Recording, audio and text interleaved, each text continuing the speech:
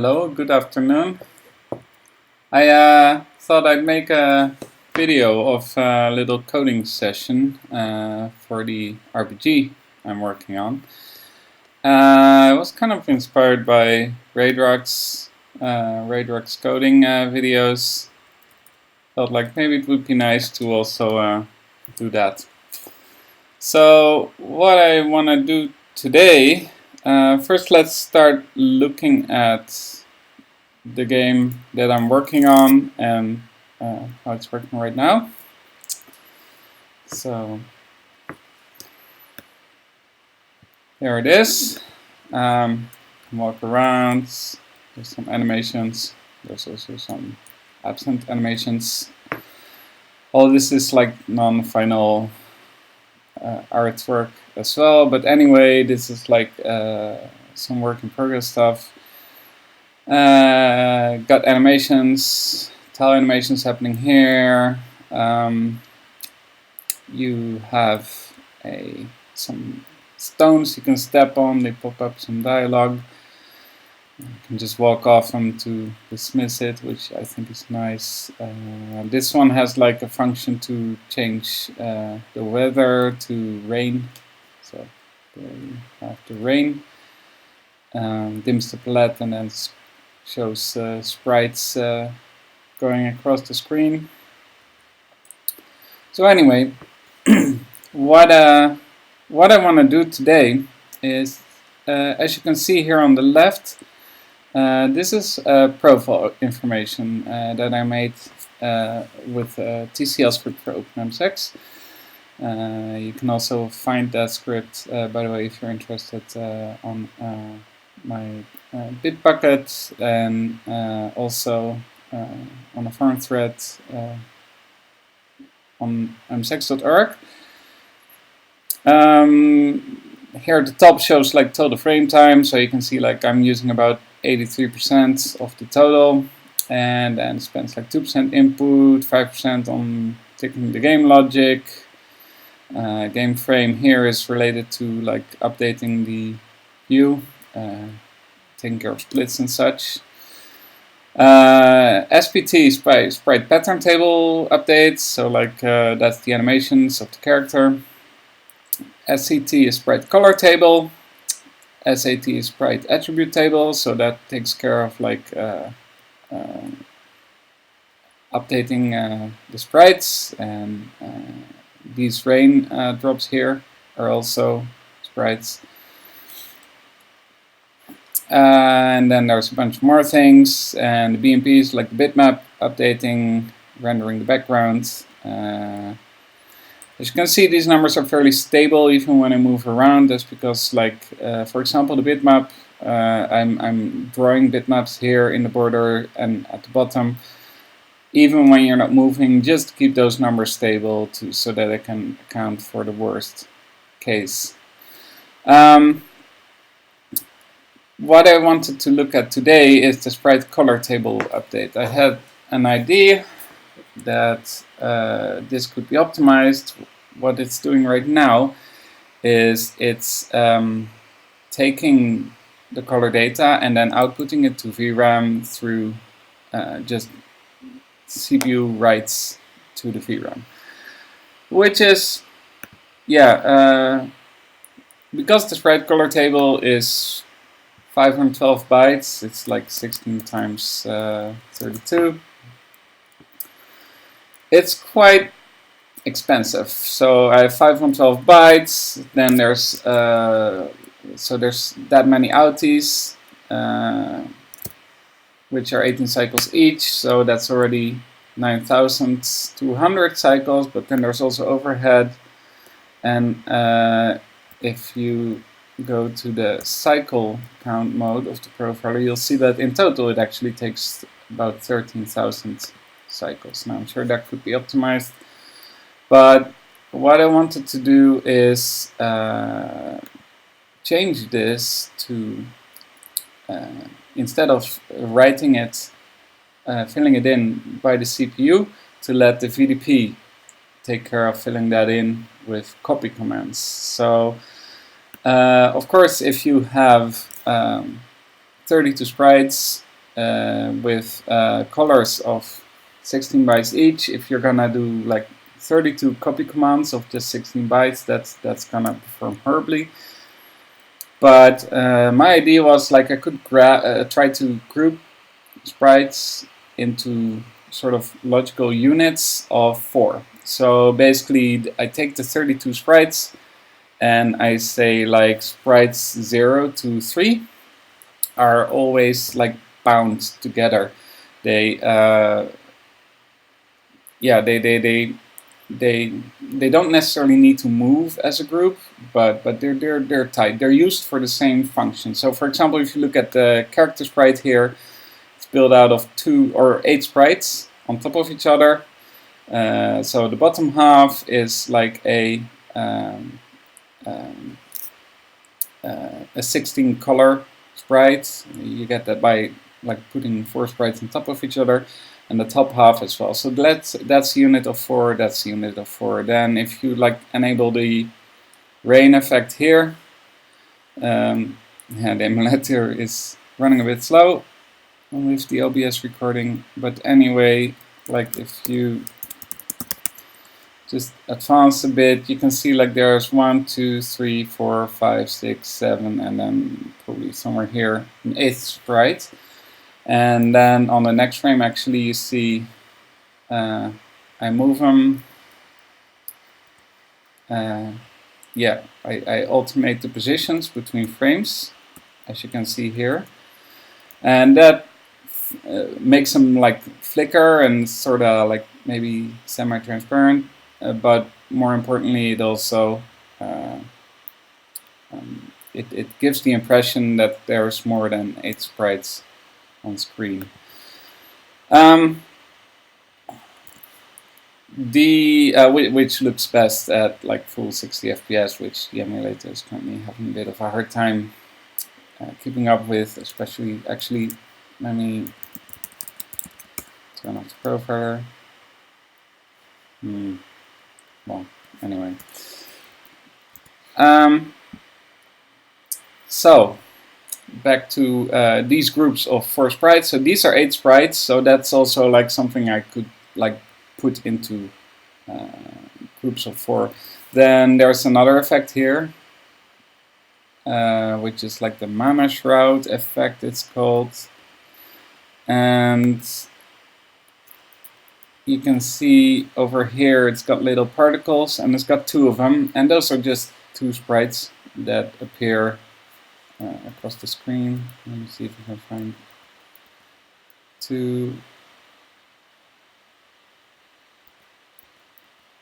Yeah, so there's one over here, and there's one over here. And so these are 2 sprites right now, but could make them 4. I mean, you'd have more of them, but that's fine. Maybe looks better even. And so the idea is that every like sprite, you just always take them in groups of 4, and like if you want to have a particle effect that just swirls around, or like smoke or whatever, and really if you like need them in different places, that can also be. But like for the colors and more importantly for like the sorting, you would move them in units of 4. So with that, we have 64, 4 times 16 bytes that we're moving in one go, and I'm doing that 8 times. So copies of 64 bytes, and just 8 of them. That's gonna perform a bit better. And actually, I did some maths to sort of try to predict how it's gonna perform. This is the OpenM6 command engine timing documentation. Like they've like researched the video processor, and this is like how it works internally. So if you look at the HMMM, for example, there are 64 cycles spent on reading, 24 cycles spent on writing per pixel. So that's 64 plus 24, 88 VDP cycles. then we do that times 64, so there's about 5600 VDP cycles. Converting that to CPU cycles, we divide it by 6, so like ideally that copy should take about 950 cycles, CPU cycles to complete. Now this is like in the optimal case, blanking, the VDP commands slow down during active display, and because I use overscan I basically don't have blanking, or I'm not sure if it does like blanking during the erase period, but either way it's very short. So I have to basically add like a 25% penalty ish for doing this during active display. So this takes about 1200 cycles per copy times 8. No, wait. Okay, wait, divided by 8. So also like setting up the VDP command is taking some overhead. Let's say that's 300 cycles. Then times 8 is, so this 11,700, 500 cycles. So then if we look at the emulator again, what you can see is that right now the updates of the color table is taking, oh wait, let me turn on the normal. Yeah, so it's taking exactly actually 13,232 cycles. So yeah, this ought to be faster. It saves about 1500 cycles. I think like if we optimize like dispatching the VDP commands, could go even lower, because we had like divided by 8 minus, we said 300 cycles. So let's say we just look at the pure VDP bandwidth. Yeah, so it maybe 10,000, 15,000, 11,000. Anyway, I hope it's going to be at least somewhat faster. And then if you look here below the SCT, there's the SAT update, which takes 9,000 cycles.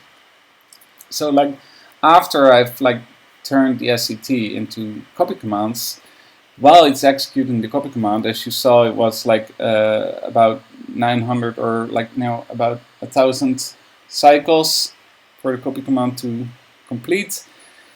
During that time, the CPU is like twiddling its thumbs. So what it could also do is, while the VDP is updating the color table, it could write to the attribute table. So basically, the end goal is like that this number here, the SCT, the 9,000, and the SCT, they would be like smashed together. And I think currently they take 9,001 plus 13,230, like this. They take about 22,000 cycles, which is let me think, divided to 28 times 262 times 2, which is 18.6% of the total frame time, which is a lot.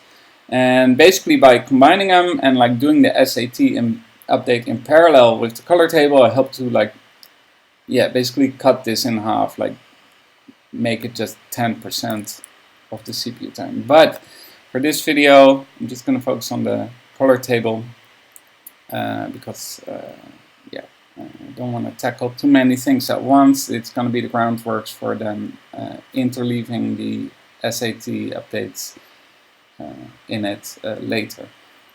So we got those numbers. Let's look at the code. Oh, that was expensive on the CPU. It's still expensive on the CPU. Right. Sorry, that's the recording's over. So Here is the update of the scene. So this is the main loop, like updating collision or triggers, waiting for things to display, then updating the input, updating the splits, updating palette, drawing sprite attributes, patterns, and colors. So we want to be looking at draw sprite colors. Yeah, so what this does, it gets the sprite color table, prepares the write, then it draws the colors for the sprites of the weather effect, so the rain you saw, and then it draws the sprite colors for the player. And lastly, it does like finish write, and if you look at finish write,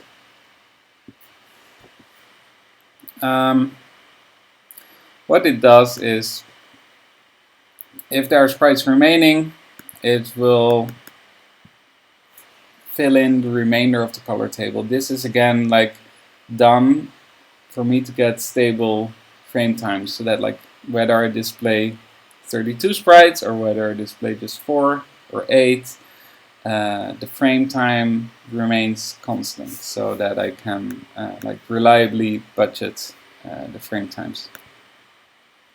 If you hear some noises, sometimes there's some construction going on, so making a bit of noise. So if we go to the player,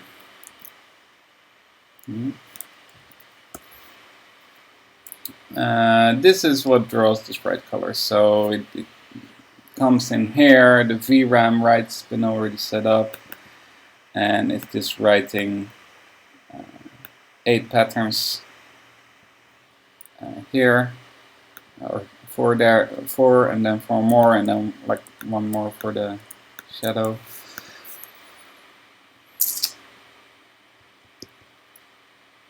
What we want to do is we want to turn this into, actually that shadow is going to be a bit annoying because I made that, but now I kind of regret it because it makes it not be a unit of 4.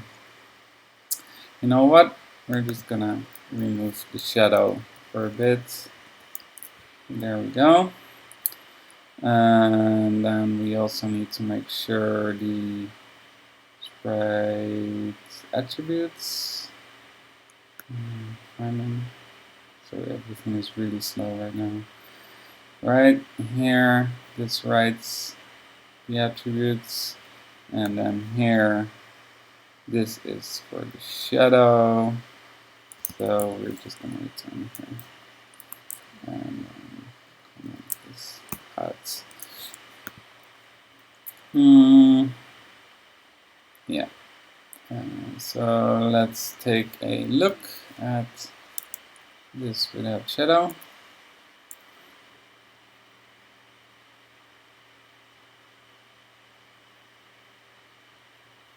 This is good. Yeah. That's already doing something. Just really slow. Alright. So everything looks as normal, but without the shadow under the player sprite. Alright.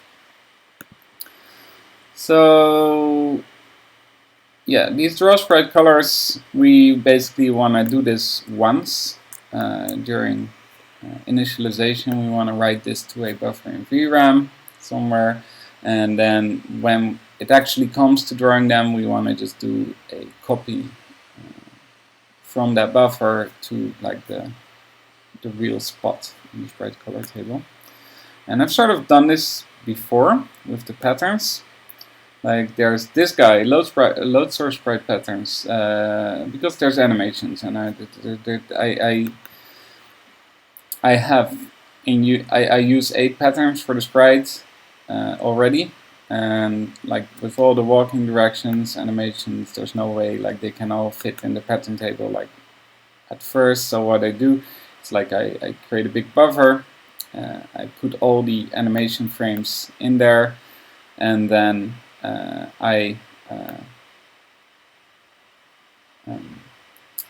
here this is like filling the actual pattern table. What this just does is it fills in like 8 blank patterns, and those patterns will later be overwritten over here in this draw sprite patterns with a copy, a VDP HMMM copy. So what we basically want to do is this method, like here where I build up the buffer, and here where I draw it with a copy. I want to replicate that. The initialization is not necessary because there's like no initial contents. We're redrawing this every frame. But then we want to do this for the color table. So if you look up here, there is a sprite pattern table here, which is like not a real pattern table, but I access it in the same way as a pattern table. And then here I got the pattern copy, which is a VRAM table copy. So if we look at the sprite pattern table, this is like sort of inheriting from the VRAM table class. That's this is I use macros as structs, and I can access the fields of the structs like here, which gives me an offset to index with. And as you can see here, I use a lot of index registers and a very object-oriented type of style. I basically do this for the same reason why people why they would write their program in C with then like little bits of assembly for performance. Basically, like the index registers, they're very convenient to use. They're not as slow as people think, to be honest, but they're pretty slow regardless. But it's just really convenient to use them. Like imagine this guy here. If you would not use index registers, you'd have to like put like first of all you'd have 2 registers less. If you just stick to B, C, D, E, H, L, you'd have 3 instead of 5. And secondly, which is already like limiting, and then you'd have to put like ink HL, ink HL, deck HL, and then here like you need to know the size of the table, like put like, I don't know, 6 ink HLs here. Like it becomes unreadable. Like if you change this table size, you add a field, then you need to update all the code that used it. This is way more convenient. So that's how that works. And then we have the VRAM table, which is basically just a 24-bit address, and you can there's some convenience methods to prepare the VDP for writing to that VRAM address. And then here there's the VRAM table copy, which is just basically wrapping a VDP command, inheriting from it, if you will. And then there's 3 methods at source IY. IY means like that this suffix means that like the object is passed in the IY register. And here you can see like that the subject, in this case the VRAM table, is passed in IX. And you specify an offset. So basically we can say like is like I want to set this offset relative to this VRAM table as the start of the copy. Then here you have set destination, takes another VRAM table and offset. So in our case, like this is going to be set pointing to our buffer. This is going to be pointing to the color table, and here you set the size. In our case, that's going to be constant, so we don't need to call this. And lastly, you can call execute commands, which are just aliases for the VDP commands functions. So going back to the player view, I guess what we want to do is we want to define source colors, which is the sprite color table. It's like this guy compared to the pattern table. It's got some logic for setting up the base register values and writing a color, which is 16 out. These patterns are 32. So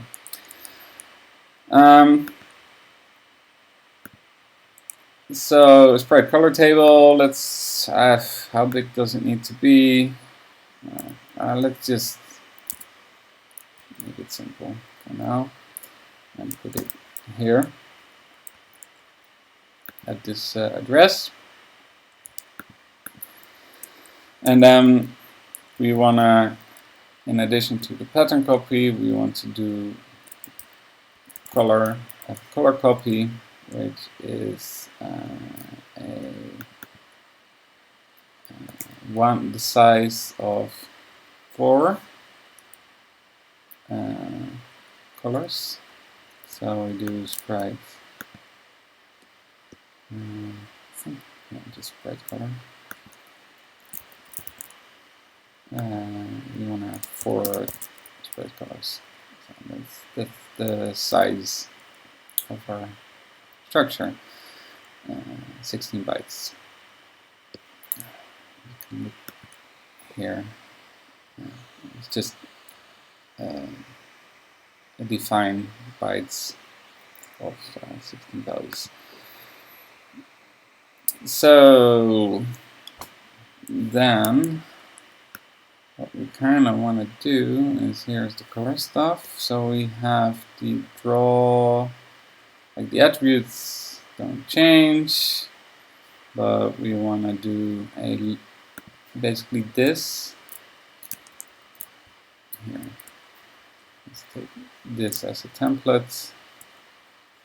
Okay.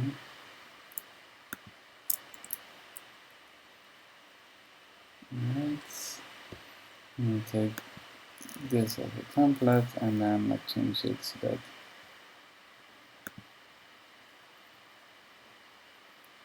the PC really doesn't like OBS. Maybe it's due to the second monitor I have set up that I normally don't use. I recall it was a little faster earlier. So anyway, here we got this stuff, which we want to do put over here. Of course, we do source colors. Actually, put this in Sprite color. All right, that should do the color rights. And then if we look at the draw for the patterns, it's more like this.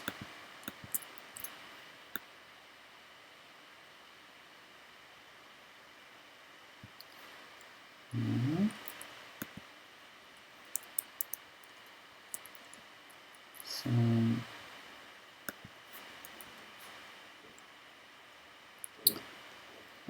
you can do like that.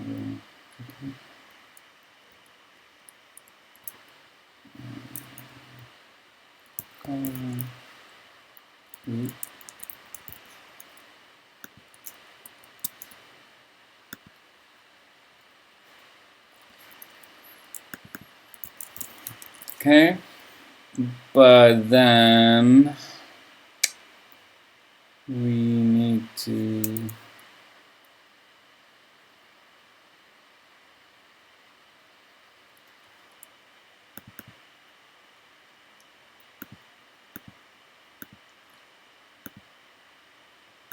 set the colors. You know what? Let's do one thing at a time. Let's just first check if this guy here compiles and call it in the correct place. So we want to introduce, we have draw sprite patterns.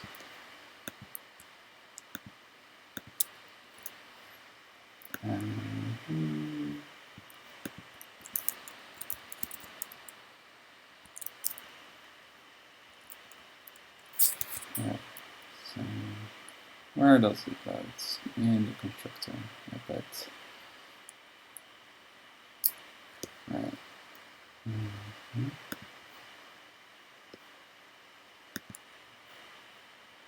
I guess it does. Yep. Alright, so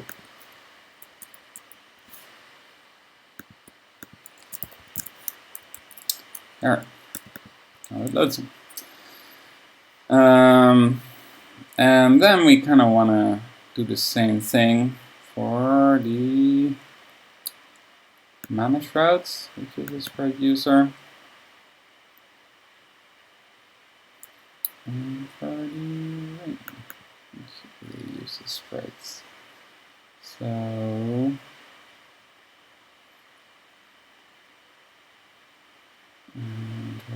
Sprite Colors. Okay. And sprites. There's 8. So I guess we would copy what we have here. A color table.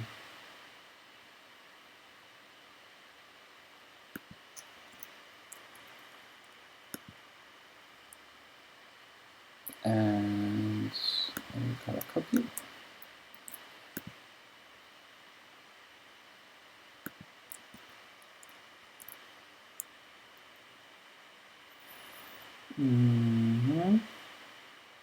Wait a sec. I'm gonna try to see if I can speed this up a bit by disconnecting that monitor. How do I pause? I don't. Okay. Documents.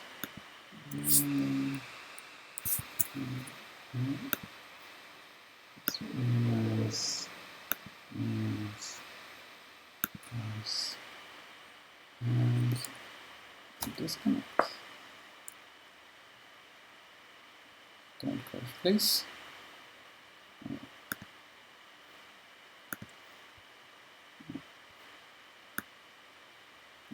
Seems a little better. All right. So we have the color copy, sprite color size. There's like 4, I guess. Then in the constructor, we add this guy.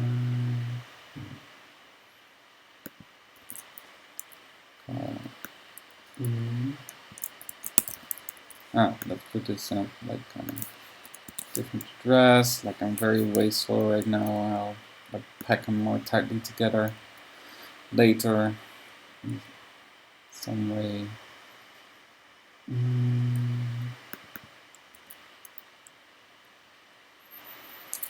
So draw sprite colors. We introduce a load sprite color, which consists just of this guy and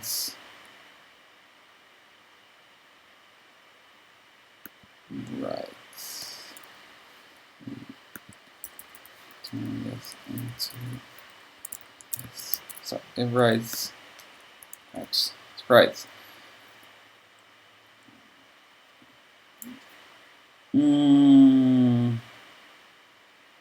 Yeah. So these are loaded. The manage route. Sprite colors. Just writing 2, so we're gonna write 4, I guess. Copy the things from here first. Copy.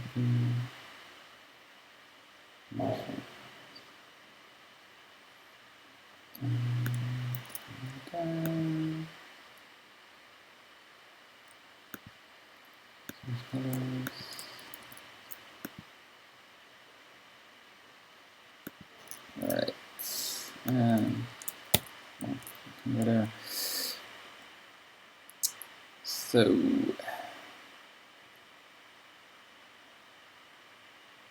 draw Sprite Colors. We have to do the method call and constructor. Take the name and make it.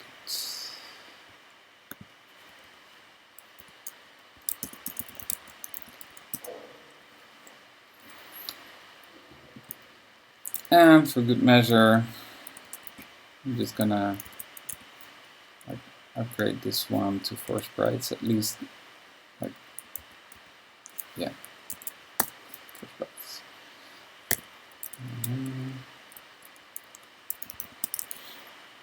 I don't have constant for that, do I?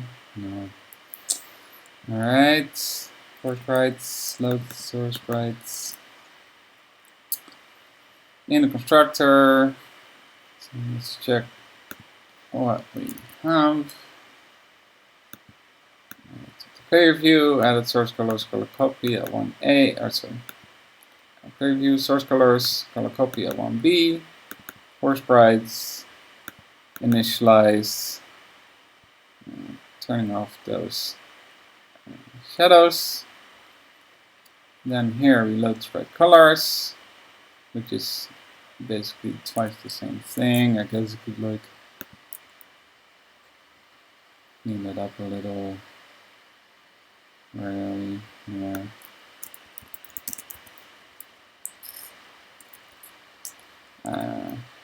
Oh, see, I made a bug there.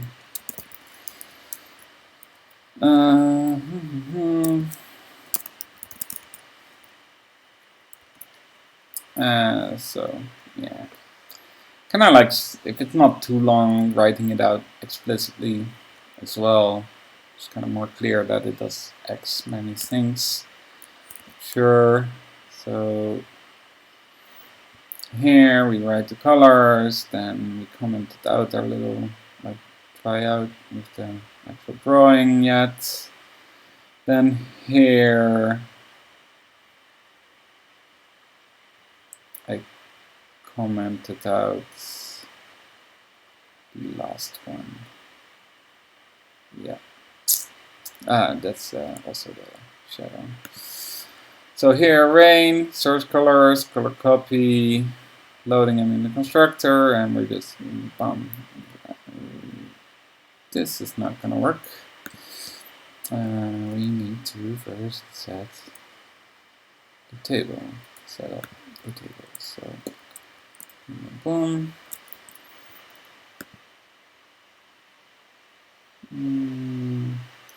Let's put colors. Let's do this.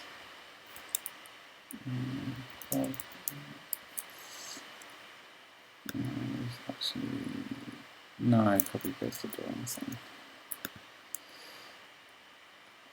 Here, over here. Over here. Yes. Okay. Let's put colors. This. X.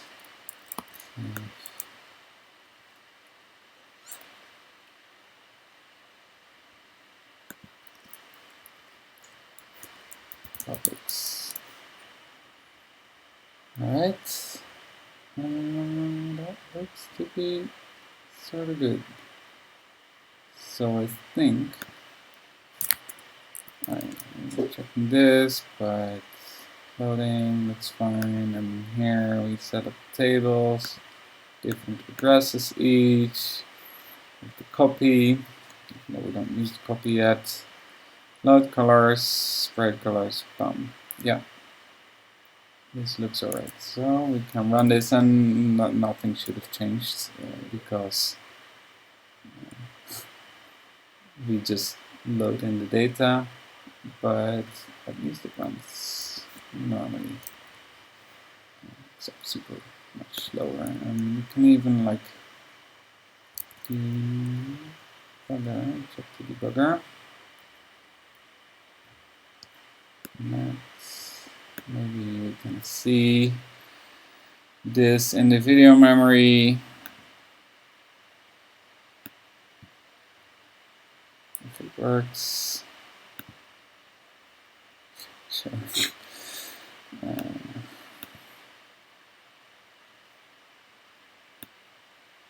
Next page 3.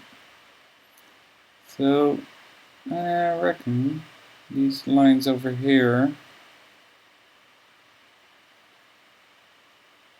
Wait a second.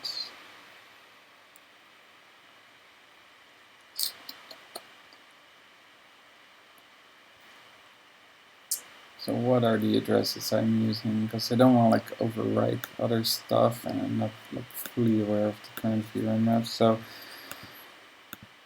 So basically this address is the nearest, and it looks like, yeah, I don't see it overwriting anything, but so this is the third page. So this is 18,000 hex. It's like that line, and then like 19,000 hex is like divided by 128, like 32 lines later. So that's like here. So I think we're overwriting stuff, and actually, yes, you can see this pattern table here is pretty closely aligned to the text. So, alright, should probably like move, yeah, just the pattern table or the tile map. Should eventually maybe like move this dialog stuff out of this page. Anyway, I don't see it actually writing, so that is interesting.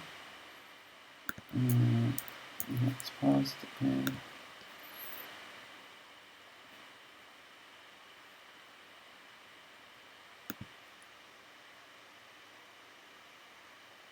So what are we doing? Load sprite color. Set color right color.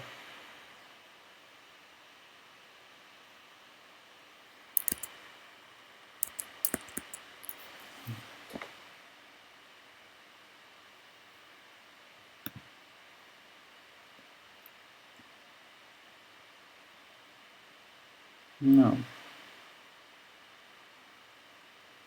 Alright, it shows right here at the bottom what the address is. So 19,019, it's like here, right here. This is where we're writing to. I don't see it writing. Right, okay. This is probably loaded in memory after. So, alright. Attempt 2. I'm just gonna up the address to be out of our way or in an empty spot. So we had like 1C. Don't know how many patterns there are, but let's say 1. I should not have closed the animator. Let's try it once more, see what space is available. And so there's 64 bytes per thing, so I don't need to put them like, I don't know, 4K apart, really. Connect again to EP If not RAM.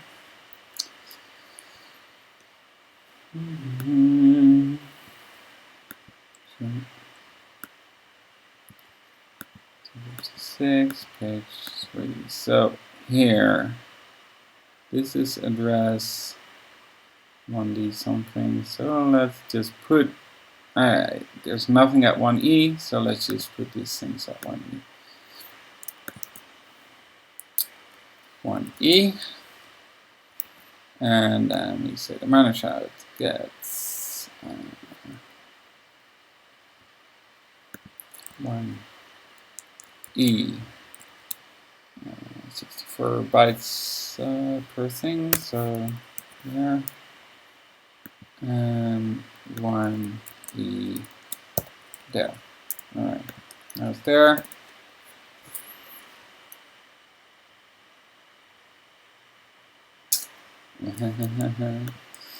Actually, alright. So for the player, we have 8 sprites, but we only use 4 colors. So remember that over here,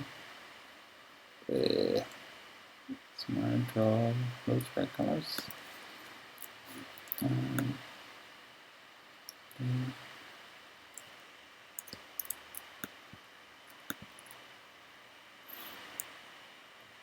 I did this repeat. Don't need to do the repeat. I just put them there once. Similarly for the rain.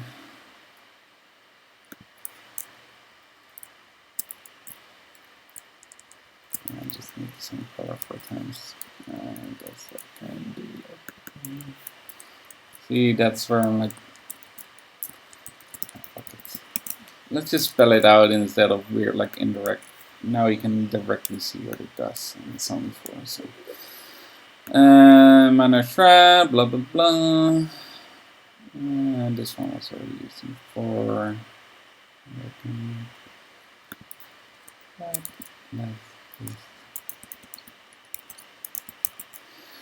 All right.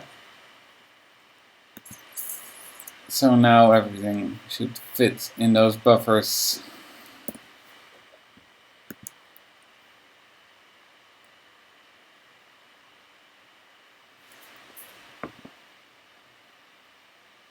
Everything. Thank you. Well, everything works as normal. We open the debugger.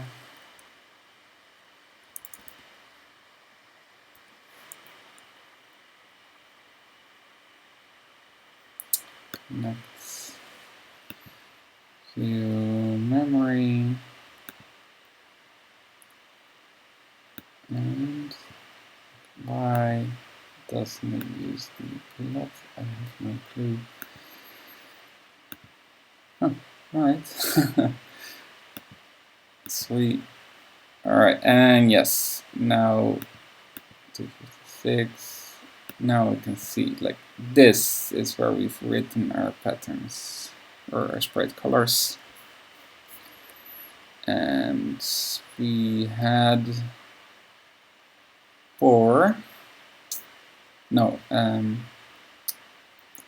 64 bytes each. I'm thinking, like, this ain't right. Because, like, I'd expect this to be 3 times as long to spill over to the next line.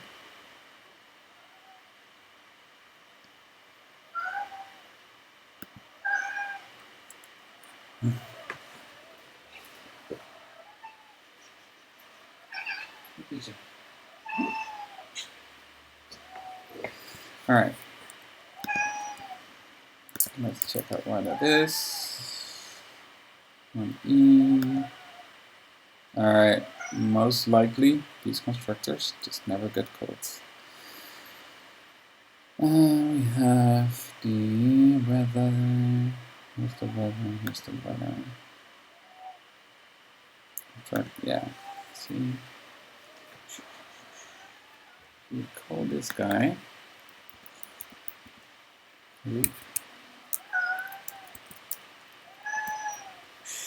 What's that?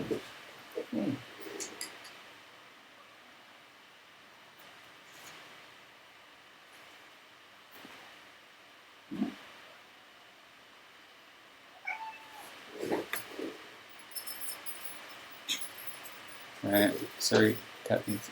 Cat ran away. Good. No. So yeah, we do call weather construct. It just doesn't call the constructors of its children. So we can fix that. Project C is like I don't care about performance during construction. It should be easy to program. Call array constructs of x and then do 1, 2, 3 effects. No, 4. Wow. Funny. Oop. Funny. Rain. Mana true. And lightning.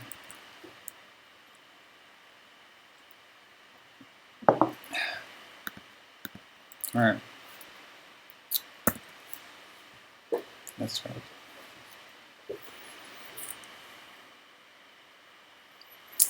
Alright, things are as normal. Debugger, connect, view,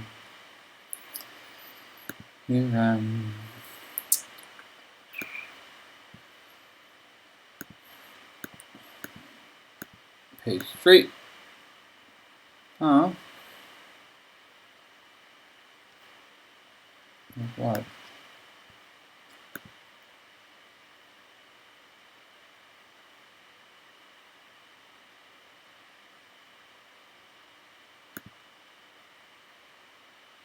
Oh. Okay. Okay, now. Yeah, that's fine. Shouts. This is too obnoxious. Forgot to replace this.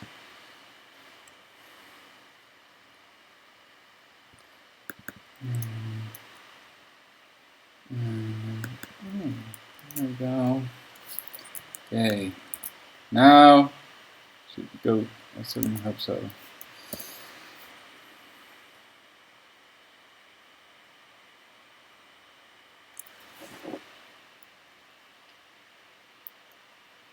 Don't even know where it was writing them. Some uninitialized memory. Okay. No. Didn't need to close that.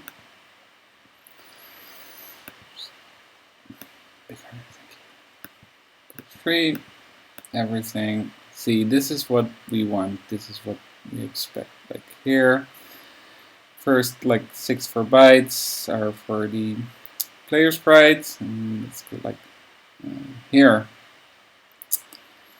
Guess we have the rain, and this is for the manifold. All right, so everything is in there finally. Now, that was step 1. Step 2 is doing the copy. And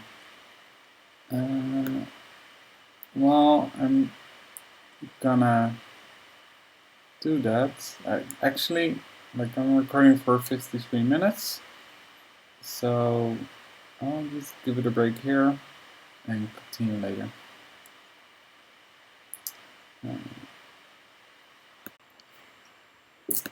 Alright, we're back. So, yeah, now we want to change the code which writes to the real color table.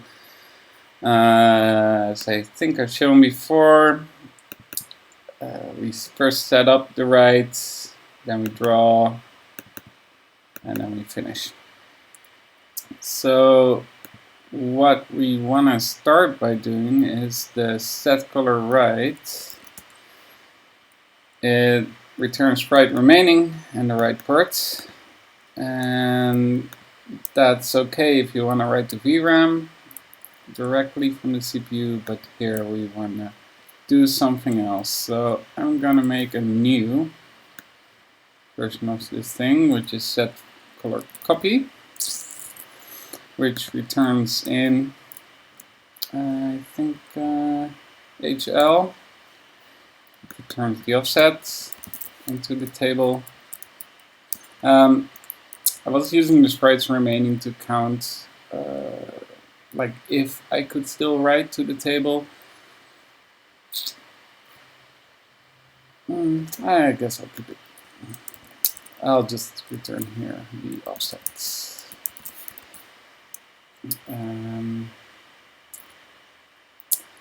So we have right set color copy sprite number. Right. So that goes in there, but I don't do all this stuff.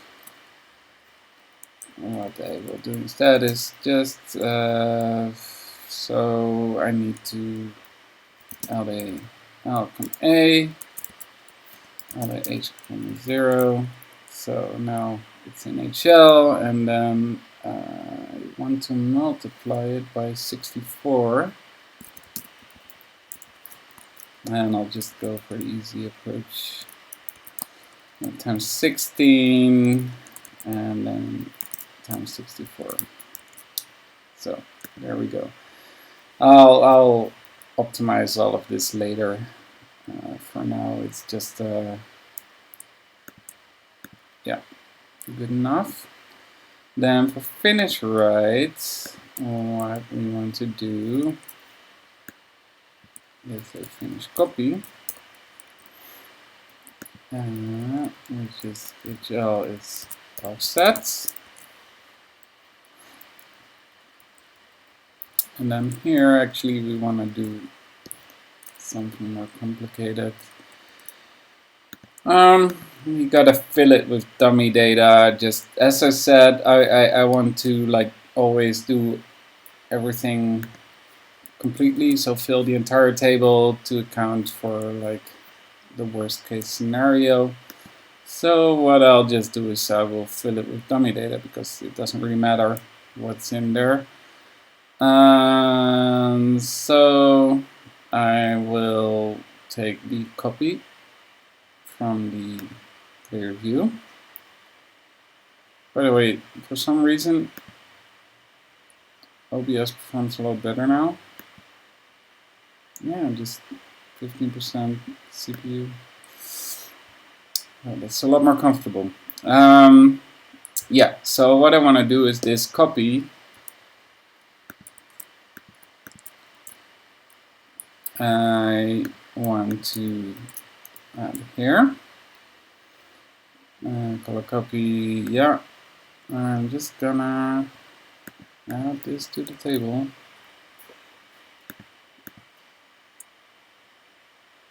And then the size is good. So what I want to do is just copy from itself to itself, really. So what I'll do is I already got myself in my Y. If I look at that function that I'm going to call, when I set the source and the destination, table needs to be in IX and copy in IY, so I need to juggle a bit, but that's fine. Performance doesn't really matter here because I'm waiting for the video processor to complete the previous command regardless. And, you know, I will optimize it later. Oh, so call set destination. The offset is already in HL, so I'm just gonna keep that. This does modify HL, so I need to store it. HL, dot HL, push HL, dot HL. So I'm just copying to self and no up, but it keeps the VDB busy. I will then do like so. This needs to be in IX, so let's just push IX.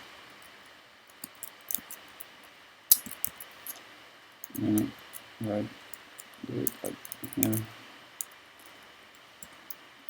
X. Okay. Then I put the table. So push X again. I do LD E comma X, LD D comma Y. Oops, sorry, it's low, it's high. LD Y comma. Sprite color table dot color copy. Add add E. Now I have the color copy in IY, which is what these methods expect. And sorry, this needs to be pushing IY, and I pop IX. So what was previously in IY is now in IX. HL is still preserved, so I set the source. I set the destination to the same value. And I pop Y. Actually, this just needs to be done once. Doesn't need to be done in the loop. Let me just move this out here.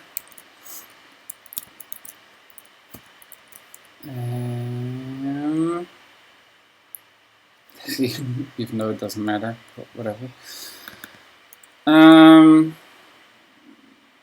Just checking.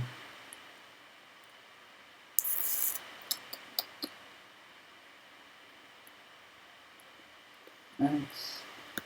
Then we go from the table to the table. Right, I think it's good. And size we don't need to set, so we execute, and the table is in our Y, so we call this guy.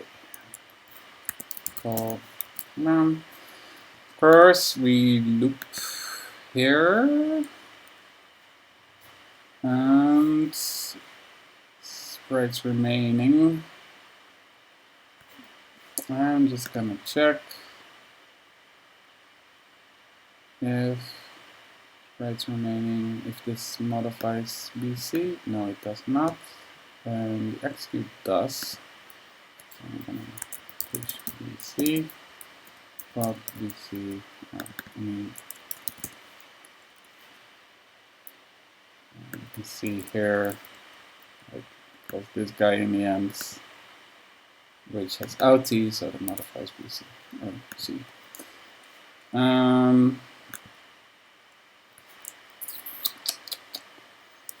Then I need to load A and B sub for B, A, because I'm doing 4 sprites at once, and I continue as long as you do. And later I can like optimize this to have the, instead of the number of sprites remaining, to just keep track of the number of sprite units remaining, of which there's 8 in total, and if you do jump non-zero. But it's gonna matter once I introduce like the writing the attribute table while this is executing. You know, then I want to maximize the time available for that. So I will end up optimizing this, but for now we can keep it simple and just algorithmically get it working. So we have this, I think this is good. So let's modify our scene. So this is right here, and we change this to set color copy and finish color copy. Alrighty. Get weather, draw Sprite Colors. Okay. Just gonna check this guy, because we're keeping track of things in HL. I know this getter, it's really simple. It's again like it's not meant to be performance. It's just easy, convenient function, so I don't have to write this in line every time. This only modifies the E, doesn't modify HL. In general, I try to be careful about. I use DE as my structure just so. Sprite Colors. Yep, doesn't modify DE or HL either, so we're good. Set color copy. So now we're gonna amend the Sprite Colors. So this is the old one. You can see here it got the sprites remaining, the right parts. Okay, so let's maybe implement this, and then make sure we pass in this. Let's make sure we write down what we passed in. B is sprites remaining, that's still correct. HL is offset. And it returns John U offset, and it returns B sprites remaining. So there's a good point. We did the sprite color table finish copy, but we never increment HL, and no, it's like not strictly necessary. Let's do it anyway. So 4 times sprite color size. There we go. And this we also want in our preview. And like once it's done, we want to do this, and we also want to do this. Document this like this. I don't want to repeat this all over the place, so like later I'll extract this into like something more like logical. Focus right now is getting it working. So this is now correctly documenting where we're at.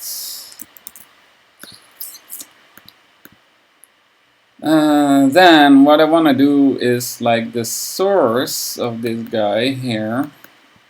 I really only need set once, right? It doesn't change. It's always it's always the same address. So what we can do is in the constructor we can load source Sprite Colors. I guess I'll just put it in there. And I can put it down again. Here we got the source colors in IY.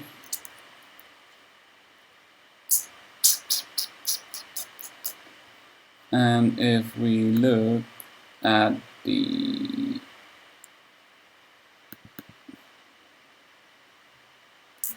VRAM copy,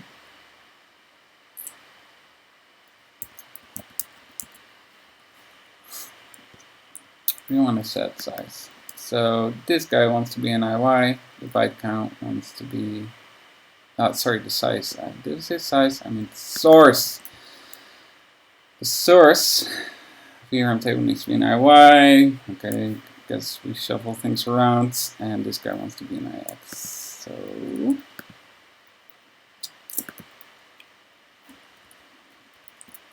there, call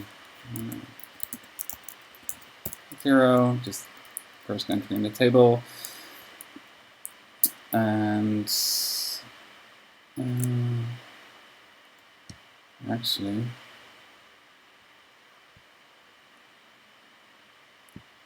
table copy source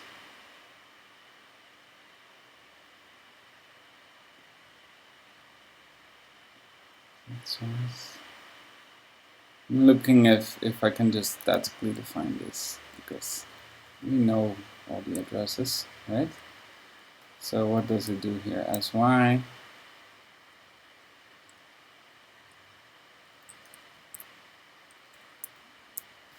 So, right, this code currently assumes it's aligned. Right, so this is source X, source Y, right. Source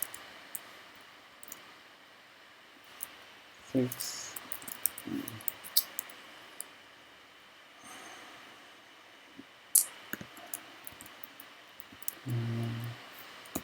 Just looking up the documentation of the operator proceedings, because I never remember.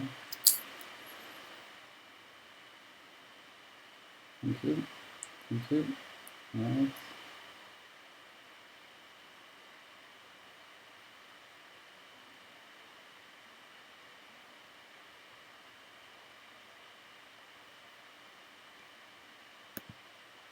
One sec. So, operators. Shift there, and is there, so shift happens per end. Alright, good. I can just keep these codes. And actually, no.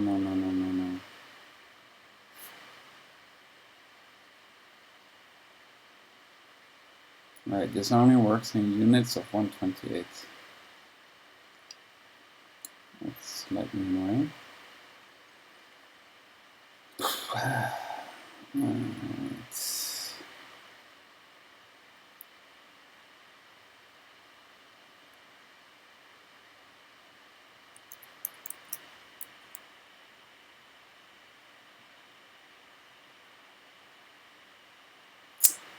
Yeah, this is for the pattern table, which copies like objects that are copies data, which is 8 times 24, no, 4.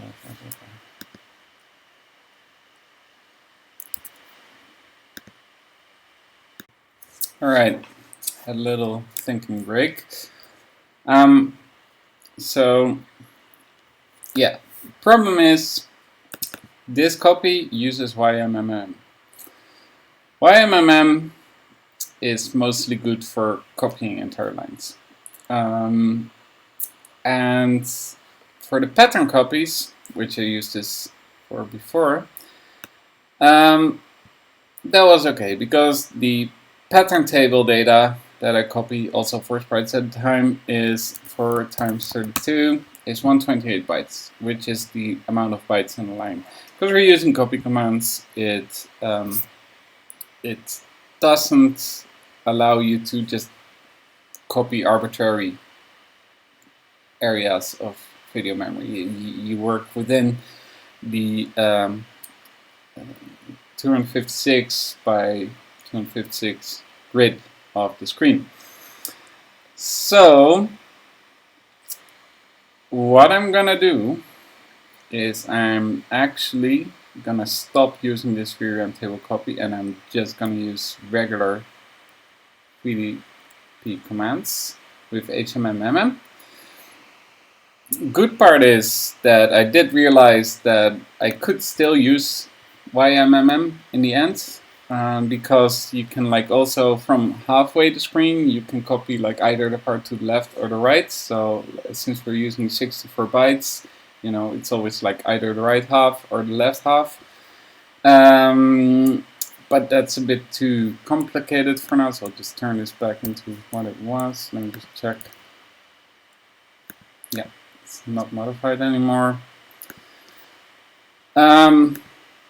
For now I'm going to use HMMM because that's simpler, and then later on I am going to change it to YMMM, because if we look at the command timings here, now this guy, as you can see, YMMM is like 24 VDP cycles faster to execute. So if we repeat our previous calculation, we need to move 64 bytes, 40 plus 24 times 54 is this much divided by 6. Actually, as you saw previously, we it took us 900 something CPU cycles to draw the line. Turns out that it only really, if we use YMMM, needs to take us 700 CPU cycles approximately. And then if you do that times 8, you know, remember last time we calculated this, it was like 9,000 cycles. Now it's 5,500. Add some overhead for setting up the commands. I don't know. Let's say this is like 682 plus 250. Let's say it's 1,000. Oh, sorry, 1 minute.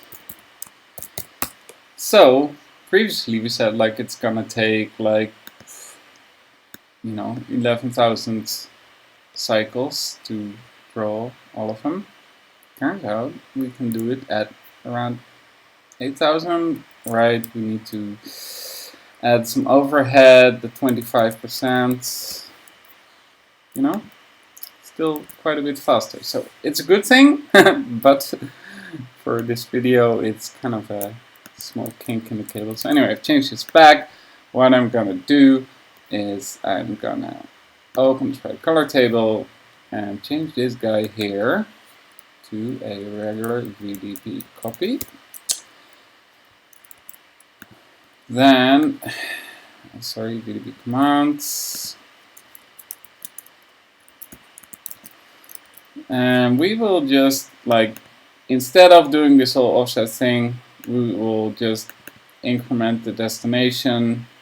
We will set the source and we will keep the same size. So the size here is, well, this is in the X direction, this is in the Y direction.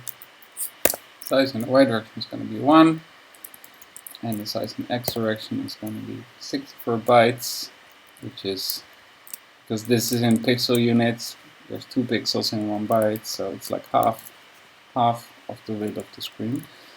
Destination, we're going to take care of later. Source, we do not specify, because that's going to be filled in. And then this is going to be HMMM. Destination, let's set it to 0 for now. Then in the set color copy, instead of calculating this, we need to so the address is going to be set color copy. Okay, right.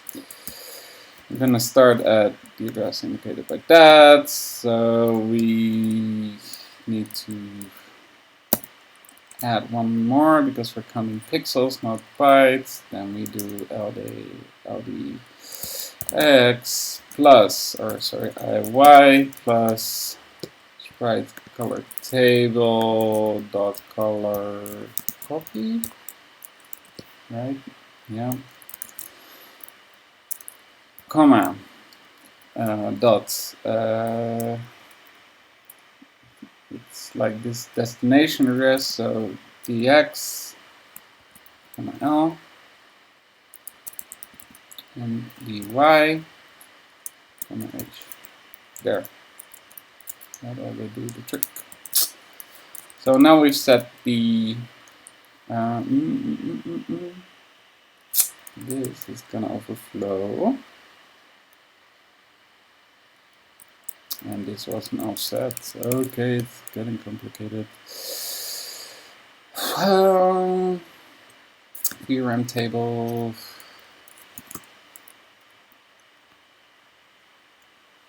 VRAM table is like this is just one bit. So what we can do.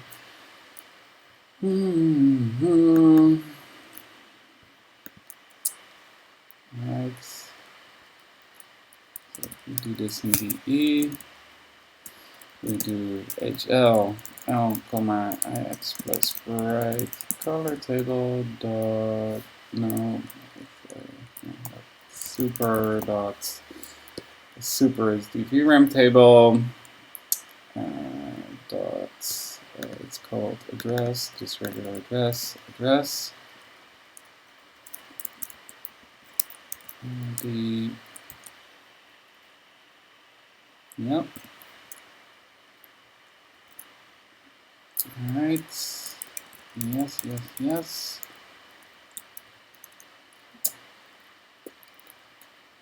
This one. And add HL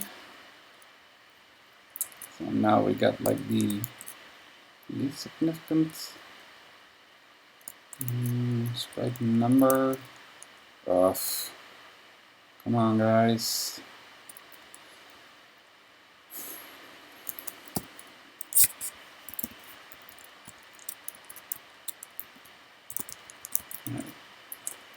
So we multiply first the sprite number. There's 16 bytes per sprite. So we multiply by 16. That's the offset address. This guy. Yeah. Alright. Then we add it to the address. I think I did my previous math run as well, but whatever. And we put the top byte in A. Alright. Then we add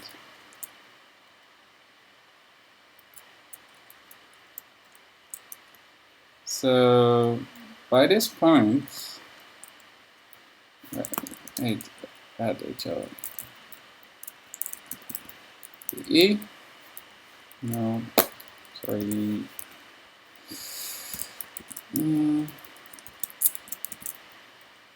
By this time, it will overflow. So then, what we want to do is add a C making 0.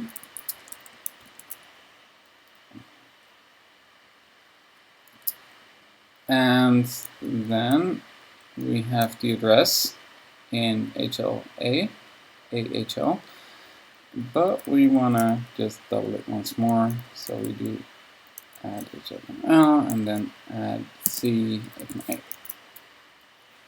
which propagates the carry into A from this guy. And surely add modifies the carry. I hope so. Otherwise, I need to use ABC. I'm pretty sure it does.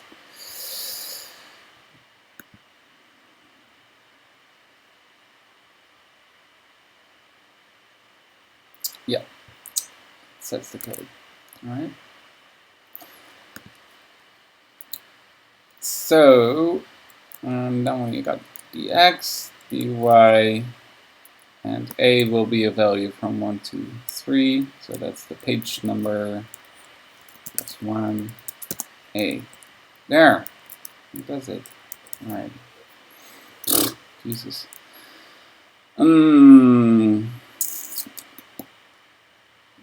Then we do finish write. Finish copy. So what I want to do here, I'm just going to group these a little differently. This is the old stuff, here's the new stuff. Okay. Set color copy. What we don't want to do is add a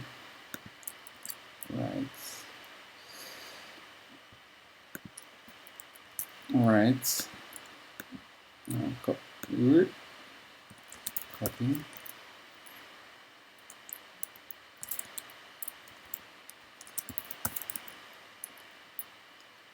Alright.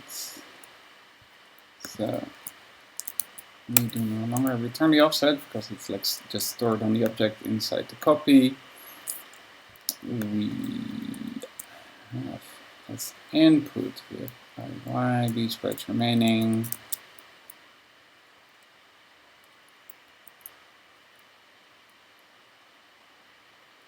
This is gonna be source address of okay.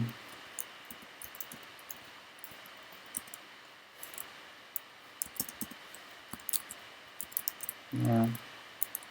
Source, not address, but like source pixel.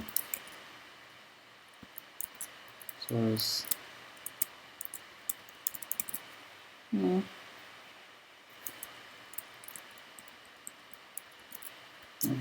Let's keep it at source address for now.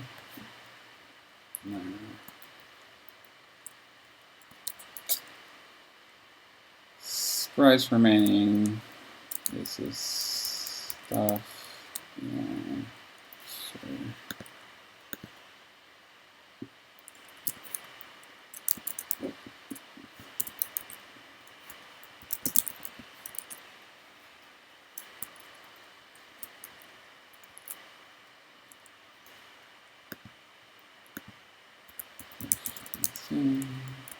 RPC.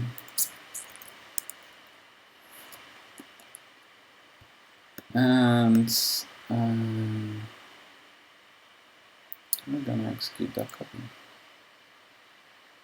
Ugh, slow. Copy.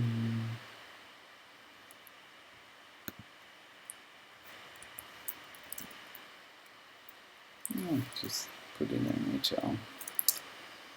HL, comma, sprite. Copy. E, comma,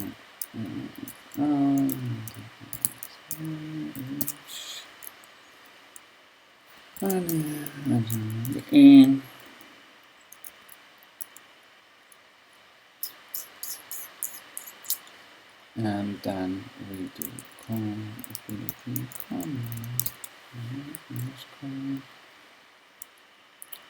help your guys.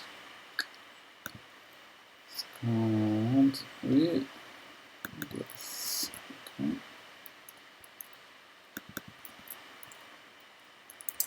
So now we execute the commands, but prior to that, we want to set the source address, which is an AHL. So just do this. Yeah. Source. Yeah.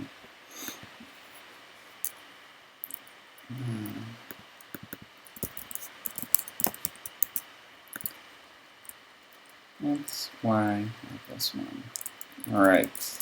Then, like, whatever's calling this doesn't need to like talk to this copy command. You just set it straight from here.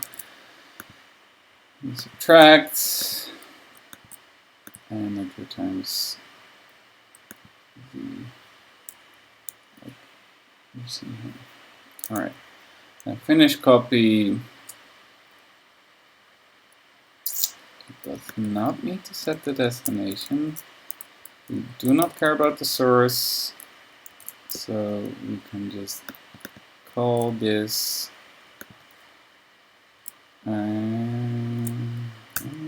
This is not index.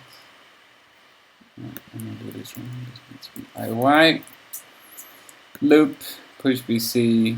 We don't modify BC, so we just call jump non-zero loop. All this stuff can go there. Well, this cleans that up because, like, so we might as well there. Just sets it to something. Because that's the input anyway. Source from at 0, 0. Then it sets that as the dx dy. X is copy, then reduces b by 4 and returns. And if it's not 0, we loop. And if it's 0, we reach the end. Alright, cool. So then this stuff stays. This is already being called, so what we want to do is we want to call this from preview with the correct coordinates, and now we can do some cleanup here because we don't need this color copy. We don't need this color copy. We don't need this color copy. Thank you.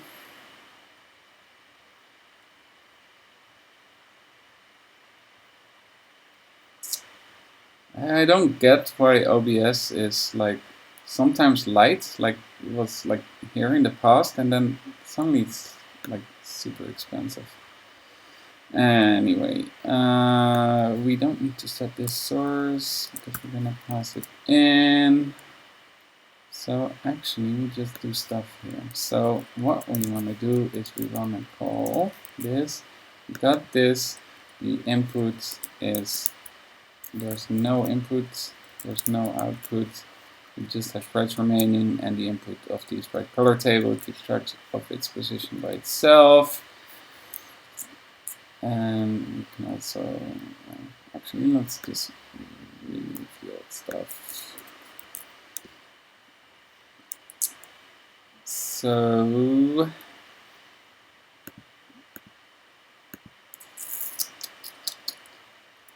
in here we just want to pass in the source address. That's all we need to do, right? So don't need to like manually decrement that. It's done. Source address is this. I'm just gonna hard code it for now. Just need to determine the coordinates, which is simply like this. Shifted by 1, and this shifted by 15. Right? It's like 16 minus 1. No, wait. 17. Whatever. It's 15. Yep. And this is the page, and this is the XY coordinates within the page. All right, that was simple. Want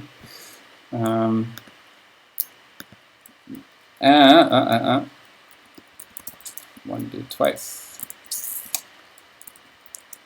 Right? Because the player is like 8 sprites. Alright, cool. Actually, like at first I was like, this is gonna be more difficult than I thought. I can just reuse the VRAM table, and turns out it's actually 10 times simpler this way. So cool stuff. The rain, also 8 sprites.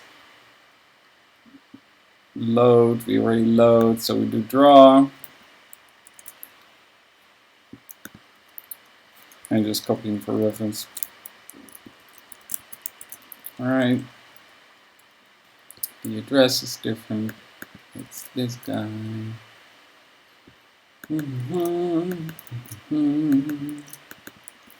again 8 patterns, or 8 sprites, so we need to do like this. And I'm sure like once I run this for the first time, like a ton of things are gonna go wrong, but we'll figure it out. Draw sprite colors is like here. This guy for reference. Yeah. This can go away. And the address was this. Alright. It was. It was. Huh. Alright. Let's see what we got. A bit muddy with our earlier changes, but we can still look at the diffs reasonably well.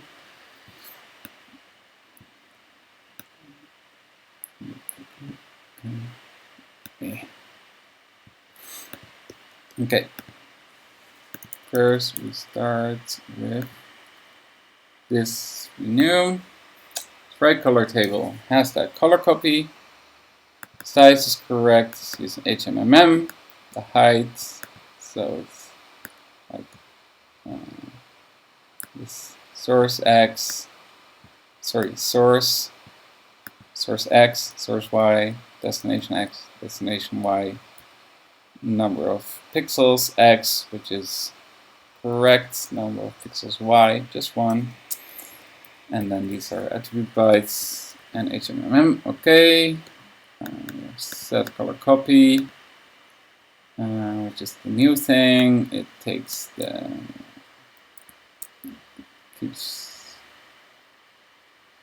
yeah. See, this is pointless because we're like not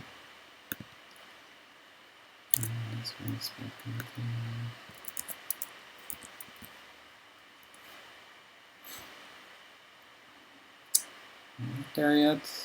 Everybody. So this is sprites remaining. We're not using that B for anything actually. Oh wait. Okay, sorry. We're initializing B. Then it's okay. Because we're modifying A here, so we actually need to temporarily store it in B. Yeah, that's great. All right. Then copy color is like, let's see if the docs are correct. Sprites remaining, perfect. Sprites remaining input. We take the source grimness as input. We return sprites remaining as well as the flag if we're done. Then we set the X and Y to LHL, and then the page number to A. We push BC to store it. We load IY into the E. We add the color copy. So now HL points to the color copy. We execute it. We restore BC. Decrement B. Returning or throwing if like carries and returning otherwise returning Z. Then in finish copy we check if like B is 0, then we just return. It's like negative, we throw. I guess that's okay. And then we just copy like a dummy thing. I mean, like I could like fill this with the values of. Alright, I'll do it. No, I won't. No, I'm not even going to. See, copy color, we forgot something. After we copied, we want to increment the destination address. So,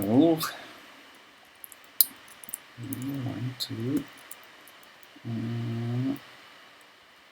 and I made a boo-boo here, SX, SY, because we're sending source address.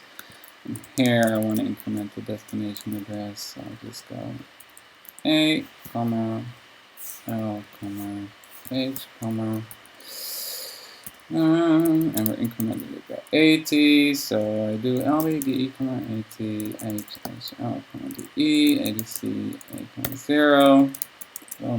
This is like 24-bit addition of 00080, right? All right. There.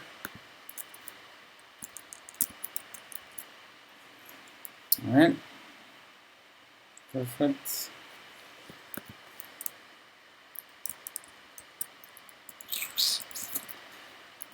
See, I could like set. No, I'll do it there. No, here. It's like so slower, which is stupid. But it's like now not copying like a completely dummy thing, but it's just doing a copy and like copying to itself. So I'm not modifying. I guess slightly. No, it's not. It's not better. It's done. No, let's do this. It will be easier to spot like where the copy ends as well, because like that's pixel data it's copying, so it's cool. All right. All right, we're reviewing. So after we copied, we're now incrementing by 80, not by 80, by 80 hex. Thank you.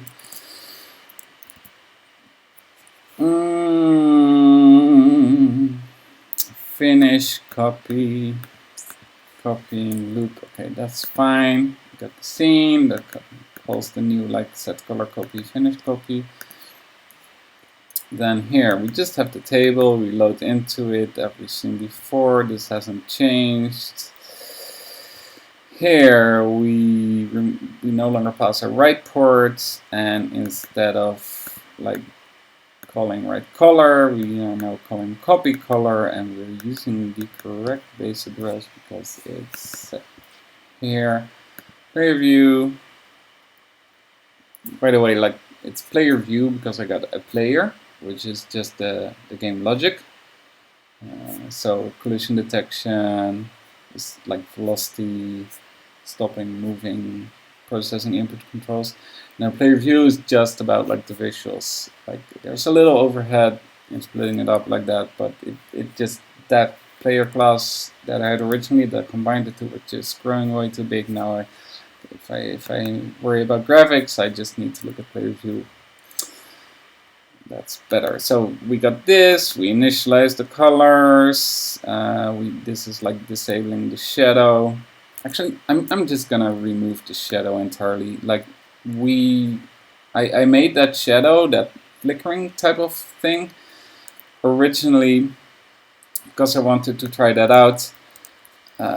It just didn't work out the way I wanted it. The flicker, it gets annoying. Sometimes you really see flickering. It was supposed to achieve some kind of semi-transparent effect. I'm just gonna put a shadow in the sprite later, so I can throw this away. This stuff can go, bam, there, nice and clean. So, let's see. Okay, so we've removed the shadow. We load sprites, source sprite colors. We do the source color. This already worked. We didn't really change anything here. Then we call draw sprite colors, which is just taking source address, calling copy color, and doing it again because we want to do it twice. Then here we remove shadow patterns. All right, manage route. Source colors, loads in the constructor, load sprite colors, blah blah, sprites, draw sprite colors. Yep. Like I could be super nice. I'm gonna be super nice. No. Let's first check if it works actually. Yeah. Let's first check if it works. Okay, so I'm calling this. It's in the IY register, so that's completely fine. Let's run it. See what happens. Like if this would work immediately, it would be super awesome. What do you want? Alright, I forgot an NP at this location. This IDE, I was using Eclipse. I switched to Visual Studio Code. I like it. I like it. Yeah. Like that little thing I just had, like where I could click on the line and it just goes there. Pretty cool. What are you complaining about? I have a proc here. I modified it. While removing that proc.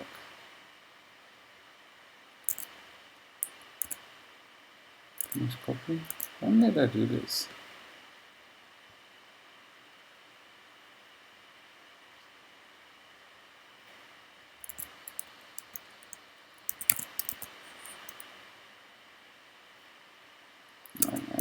I just forgot. Alright, now let's build again.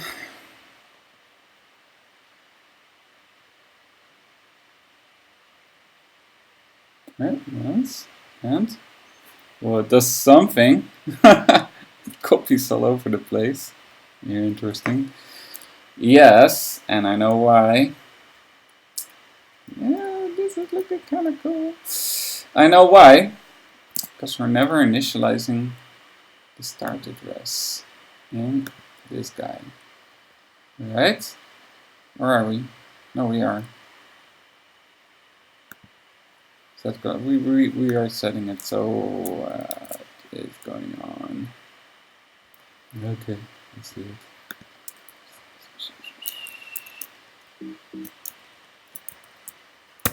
Yeah. That's the one downside of IXIY. I make these typos a lot. Should we call them A or A and B? I don't know. Right. Oh. Well, ha. See? At least some colors are going right. Let's try the rain. Alright. Again, half of the colors are correct, so that's encouraging. And the rest it copies to, like, it's got copies to a random place on screen, right? So like, no, now it's completely broken. What the hell? Okay. Probably you guys spotted the error already, but you can't talk to me because this is pre-recorded. So, alright, so there's a problem in, how do I debug this? Pretty sure, okay, let's go to the player.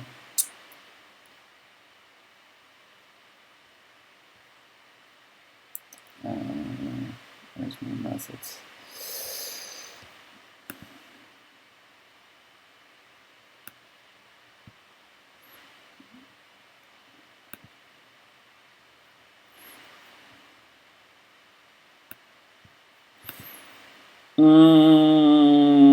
So it's loading, and then it's right color table, and then copying.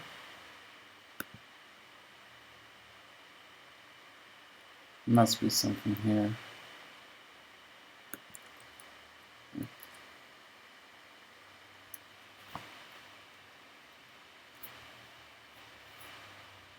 No one?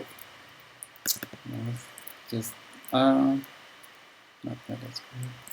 Let's just not like stop thinking. And just debug this the stupid way.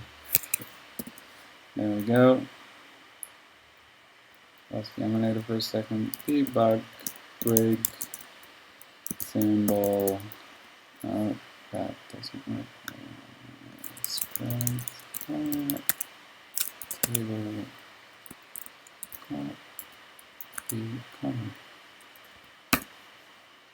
Oh, debug, not debug break, debug.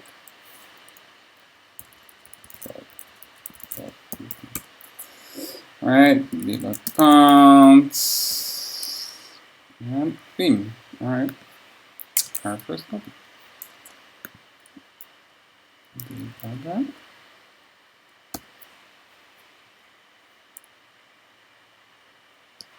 Connect.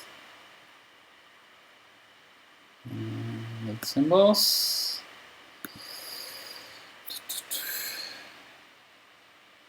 Thank you. Oh. I'm actually really struggling. It's also a pretty old one from 2012. But still, I don't. Maybe like the CPU is throttled because it gets too hot.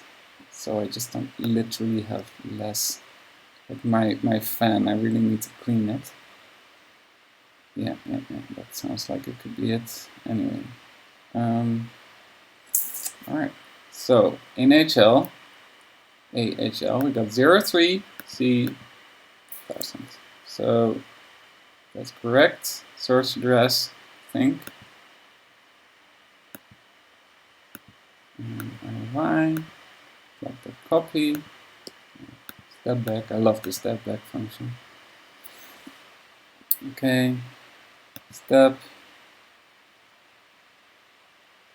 Step. Right, it's right in here. Step. Okay. So it wrote this guy, and this guy. Seems alright. VC is 20. So this is the first sprite. We load IY in the E, that's correct. The offset is 0.5. So CO35 is where the copy command starts. Yep, it's over there. We execute it. This modified AF MBC. Restore BC. Load the current destination, which is AHL is 0, 0. That's A. No, A shouldn't be 0. Alright, I think I know what I did wrong. Yep.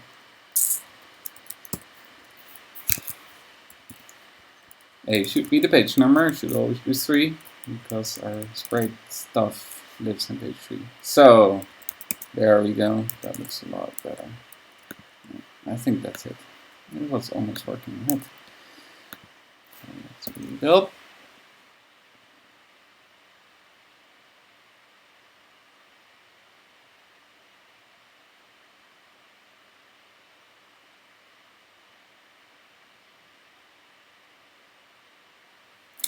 It's beautiful. It's beautiful. And I already see that it's gotten slower by quite a fair margin too. All right. Well, I don't know what's going on there. But like here, right? The 18,000, 19,000 almost was 13,000, and we didn't really. I wonder why it takes so much longer. Because like the math doesn't check out, you know. Like, sure, I did lots of slow stuff, but I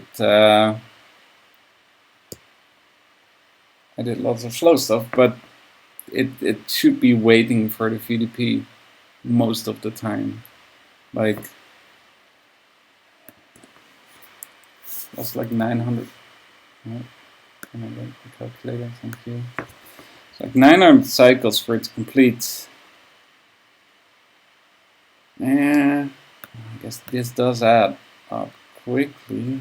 but at the same time, like this is like 23 cycles or something.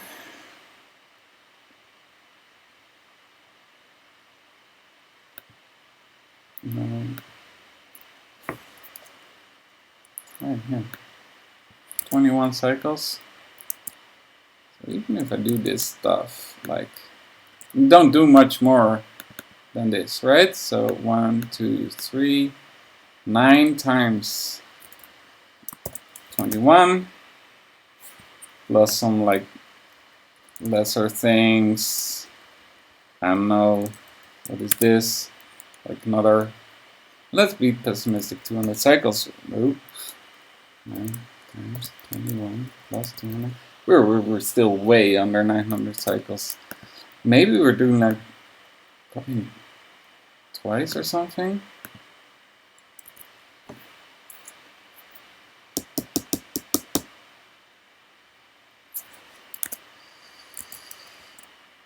Let me just try at least one thing.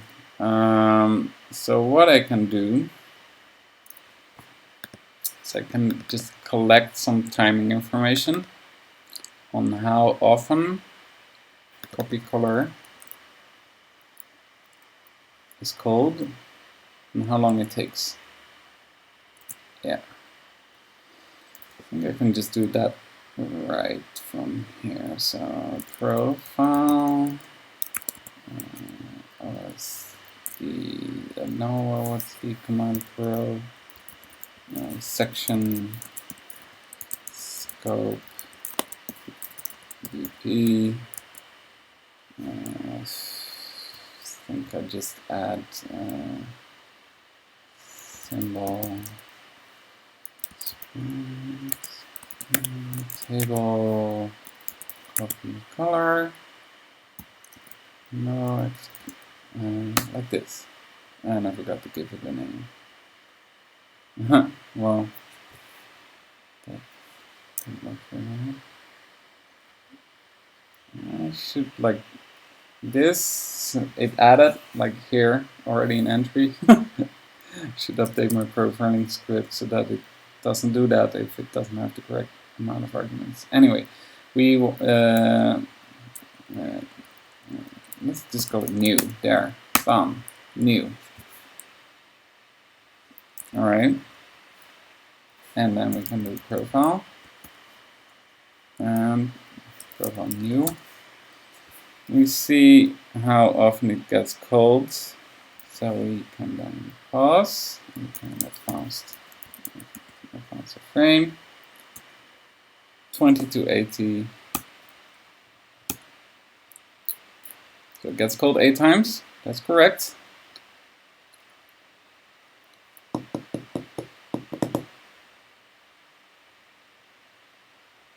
And the time spent there is a lot.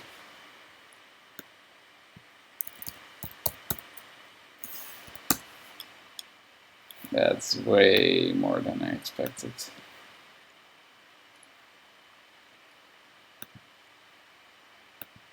Copying too much? Alright. Alright. I'm gonna quickly pause the video again and just debug this for a bit offline to figure out what's going on.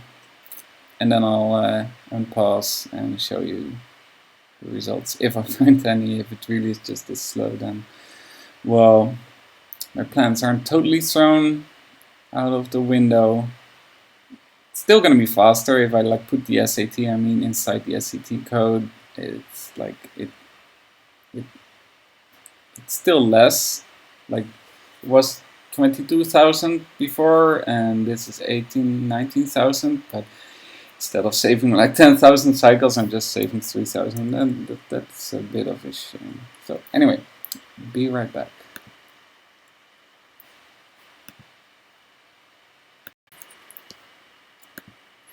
Alright, I figured it out. Wasn't really any debugging involved to figure it out, so there's not much to talk about there, but I just took a break and it popped in my mind like, oh, that must be it. So if you look at this scene update method, then you will see that we are updating things in the following order. We update the palette, we draw the sprite attributes, sprite patterns, sprite colors, and hey, wait a minute. See, the draw sprite patterns uses a copy as well. This draw sprite pattern basically is the player animation, and it does a there's 8 patterns for the player, 32 bytes each, so 256 byte copy, which takes which is using YMMM, which took 64 VDP cycles per byte we saw, so divided by 6, this takes, well, 3000 cycles, and it's waiting for that. So what we simply need to do is we need to draw the sprite patterns after the colors. So this means that the colors are no longer waiting for the patterns to draw, because like the wait loop was basically the wait loop to wait for these patterns to complete was being executed, or what was happening when the first sprite color block was being drawn or copied. And by switching it around, we are no longer waiting for the colors. And like I will like update it later to, let's say, use this order, maybe, you know, so that the attributes which don't use commands, they execute while the patterns are being drawn. But actually I want to include the patterns in the I want to include the attributes in the color, so, you know, I can just update the palette or something while the patterns are drawing. I can do something on the CPU, but like this at least takes care of the immediate issue. So when I run it right now, just this modification, that's the only thing I've changed here. Is it building this? There we go. My computer is fast again. It's really the CPU that's throttling, I think. Like, see, it's fast again. So anyway, now it's 12% CPU time. We look at the exact cycles. It's still slower. It's now 1,000 cycles slower, which, yeah,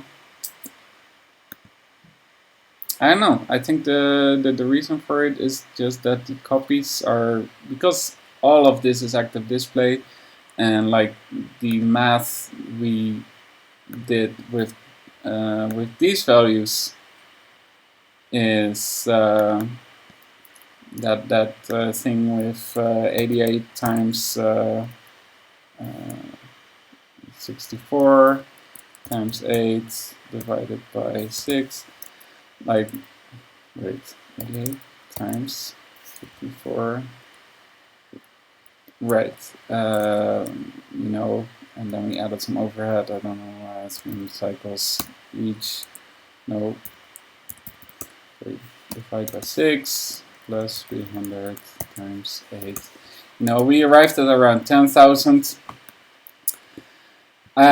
Just I think during active display HMMM is a lot slower, because these numbers are like when all access slots are available. So during active display, a lot of the VRAM access slots are occupied, so it runs a lot slower. If I look at, like, I made long ago, I made like speed comparison, and you can see like HMMM during blanking is way faster than during active display. And actually in my case, because I have overscanned, this number is even a little worse than if we, so let's say this is 2500 divided by 3776. So it's like 33% slower. but then I don't know what was the math. It's like 64 times 88, and then this is 33% slower, plus divided by 6, plus CPU overhead times 8. So it's still slower than that number, like 14,000, 12,000. But I guess, you know, like there's the theory of the maths and reality. Maybe I can, like, still like that overhead is something I could reduce for executing the copy, because like most parameters don't change. But anyway, that if that's the way it is, then actually I'm fine with that, because this guy now got slower, 1,000 cycles slower than it was before. However, if we do that next step where we integrate the attribute table update in the color table update, then after all we still have a net gain of 8,000 cycles, right? Because like this time, especially because this VDP is taking longer than we thought previously, but really that just means like we have more time to update the attribute table. So yeah, there you have it. So yeah, I still think this is good. Not as good as I hoped, but still pretty good. So I'll go clean this up and maybe see if I can tighten it some more. But yeah, I'm pretty happy with these results. So yeah, thank you for watching. Please like and subscribe. I will post links in the description to the forum thread about this like game in development that I post fairly regular updates to when I'm working on the game. I like writing down my thoughts and like findings and sharing them and getting feedback. Yeah, it's just really some interesting discussion can come from that. I will also link to Reidrac's YouTube channel, because he is working on a game called Utsusen Gamma for the MSX, and he's posting videos like these for that. They're usually a bit shorter. Yeah, and I just really enjoyed watching a couple of those recently. So yeah, definitely if you like this, also check out his channel. What else? Yeah, so just a few more things. Like after what I still need to do in the mana shroud is like here I'm using 4 patterns, but then when I draw the attributes, I'm just drawing 2. So if I would have selected, actually I can do it now. You can see it feel hard. So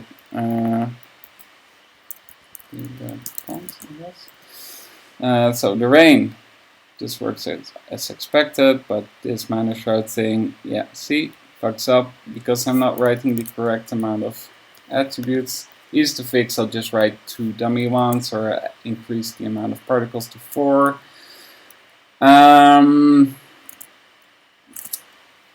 And also something I want to do is like, or might do, actually I'm not sure. I can have to draw attributes here for the player, like right up here. Yeah, see? So here I do a comparison with B. Actually, I can just do that right here. It's like literally.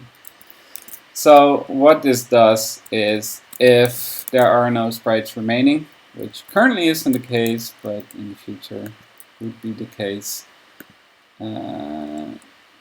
it will just return immediately. Actually, you can see here in the rain thing, I don't even do that check. I should add it, because why otherwise am I passing along a counter? But anyway, so I'll do that as well. And yeah, for the follow-up for this, the attributes, I don't have the emulator anymore. For the attributes, to combine them into the Sprite Colors. Not sure if I'll make another video for that. This video was reasonably straightforward, so I had some hopes to do a relatively short video about it. Like, not short, but yeah. The attributes is going to be a bit more complicated, so I think I'll just do that offline. But I will report the results in the forum thread on msex.org for sure. So, yeah. Thank you for watching once again. And, yeah, have a nice day, evening, wherever you are.